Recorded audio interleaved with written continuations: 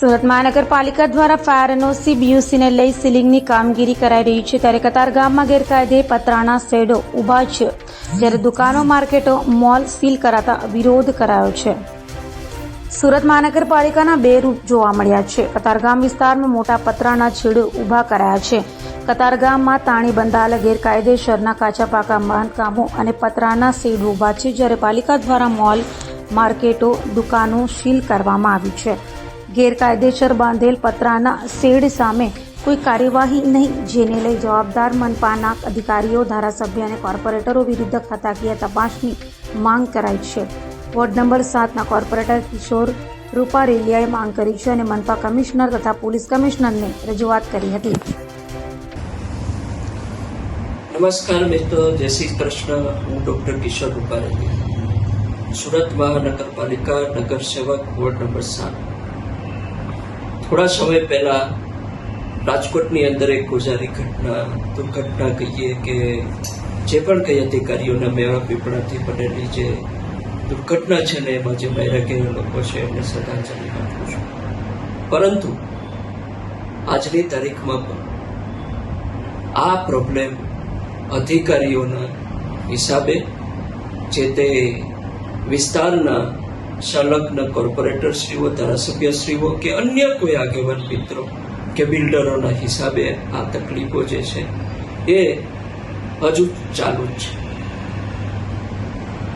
વારંવાર લગભગ મારા દ્વારા ઝોનના ઉચ્ચ અધિકારીઓ અને કમિશનર શ્રી સુરત મહાનગરપાલિકાને વારંવાર રજૂઆતો અને લેટર દ્વારા પત્રની જાણથી એમને ધ્યાન દોરવામાં આવે છે કે ઇલીગલ કન્સ્ટ્રક્શન અને જે ટેમ્પરરી સ્ટ્રક્ચરો છે જે સુરતની અંદર બની રહ્યા છે, એ ટેમ્પરરી સ્ટ્રક્ચરો, ઇલીગલ કન્સ્ટ્રક્શન અને જે ગેરકાયદેસર શેડ બનાવવામાં આવે છે એને દૂર કરવામાં આવે અને નવા બનતા અટકાવવામાં આવે. વારંવારના પત્રો છતાં પણ ઉચ્ચ અધિકારીશ્રીઓ, કમિશનરશ્રીઓ કે જે તે ઝોનના અધિકારીશ્રીઓએ આ બાબતે કોઈ જ ધ્યાન દોરવા છતાં કોઈ જ પ્રકારની કાર્યવાહી કરેલી નથી. વાત કરું તો અમારા જે કતારગામ વિસ્તારની અંદર લગભગ ઘણા વર્ષોથી આ બાબતનો પ્રશ્ન લગભગ ચર્ચાઈ રહ્યો છે કે આ વિસ્તારની અંદર વધારેમાં વધારે ઇલીગલ કન્સ્ટ્રક્શન અને ઇલીગલ ડોમ અને ઇલીગલ આ ટેમ્પરરી સ્ટ્રક્ચરો બનાવવામાં આવેલા છે. એમાં ઘણા બધા નાના ઘરના લોકો, એટલે કે મધ્યમ વર્ગથી ગરીબ વર્ગના લોકો વધારે ખર્ચ ન થાય એના હિસાબે એક નાની એવી કોટડી બનાવી અને પોતાનો ધંધો અને બેરોજગારીને દૂર કરી અને રોજગારી, પોતાના પરિવાર માટે રોજગારી મેળવવા માટેની કોશિશ કરતા હોય છે.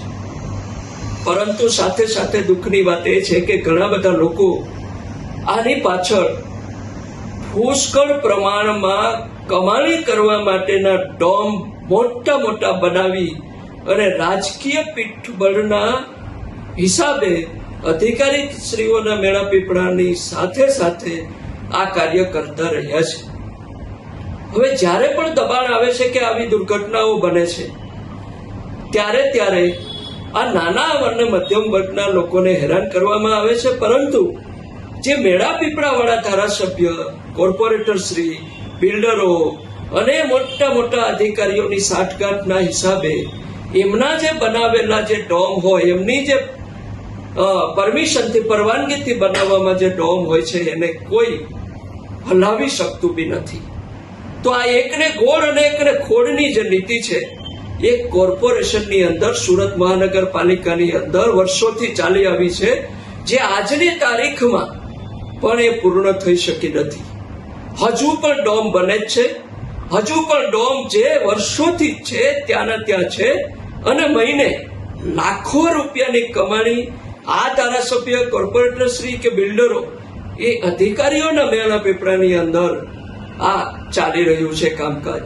હાલમાં જ મેં કલેક્ટરશ્રી, માનનીય કલેક્ટરશ્રી, માનનીય પોલીસ કમિશનરશ્રી અને તાજેતરમાં માનનીય મહાનગરપાલિકાના કમિશનરશ્રીને પણ એક ટીપી 25 ની અંદર જે વર્ષોથી જે ઇલીગલ કન્સ્ટ્રક્શન જે ચાલી આવ્યું છે અને ડોમ જે બનાવી અને એમાં મોટા પાયેથી કામકાજ કરવામાં આવી રહ્યું છે, એ બાબતે મેં અરજી કરેલી છે અને એમને કહ્યું છે કે આની પાછળ જે મોટા પ્લોટો પડેલા છે એમાં લાખો રૂપિયાના જે ડોમ કોની પરમિશનથી અને કોના મેળા પીપળાની અંદર આ બનાવવામાં આવે એની તપાસ થાય અને જે પણ કોઈ આમાં અધિકારીઓ જવાબદાર હોય, જે પણ કોઈ આમાં ધારાસભ્ય જવાબદાર હોય, જે પણ કોઈ કોર્પોરેટર શ્રી આમાં જવાબદાર હોય કે જે પણ કોઈ બિલ્ડર જવાબદાર હોય કે કોઈ આગેવાન જવાબદાર હોય, એમની ઉપર કાયદેસરની કાર્યવાહી કરવામાં આવે અને આ જે લોકો આમાં સંડોવાયેલા હોય એમની ખરેખર ખાતાકીય તપાસ થાય અને આ જે કોર્પોરેટર શ્રીઓ અને પ્રતિનિધિઓ છે કે પછી ધારાસભ્ય છે કે બિલ્ડરો છે એમની આવકની પણ તપાસ કરવામાં આવે અને 2 નંબરી આવક એમની તપાસ કરી એમને જે તે અનુરૂપ નિયમ મુજબ એમની ઉપર કાયદેસરની કાર્યવાહી કરવામાં આવી મારી વિનંતી છે. જય હિન્દ, જય ભારત.